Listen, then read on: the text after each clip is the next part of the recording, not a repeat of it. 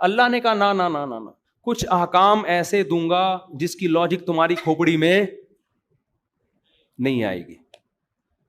کچھ احکام ہے جس میں تم عمل کرو گے تو یہ ثابت کر دو گے واقعی ہم اپنے آپ کو کس کا غلام سمجھتے ہیں, اللہ کا. 2 احکام اسلام میں ایسے ہیں جس کی بظاہر کوئی, بظاہر اس لیے کہہ رہا ہوں کہ ان لاجیکل کوئی کام اسلام میں نہیں ہوتا, بظاہر اس کی کوئی لاجک نہیں ہے, وہ صرف غلام ہونے کی بیس پہ کیا جائے گا.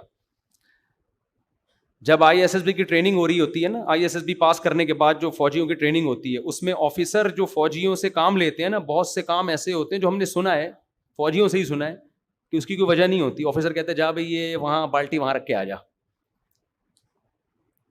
اب وہ اس کو یہ اجازت نہیں ہے, سر کیوں, اس کو یہ اجازت نہیں ہے کہ یہ بالٹی میں وہاں رکھ کے کیوں آؤں, وہاں رکھ کے آئے تو کہہ رہے ہیں واپس اٹھا کے لے آ.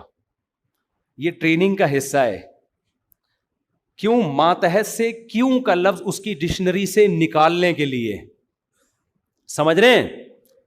اگر اس کو کیوں آ گیا نا سیکھنا,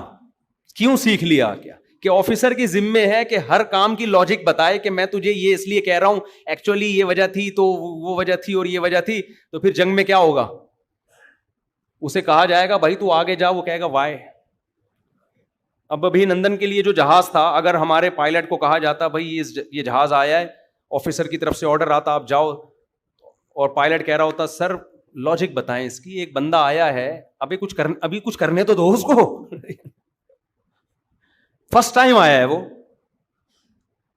ابھی تو ہم نے چائے رکھی ہے چولہے پہ, پکنے میں ٹائم لگے گا,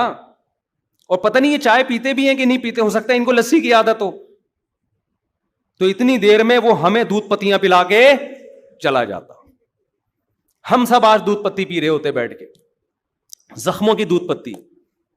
فوج میں ہوتا ہے بھائی آرڈر از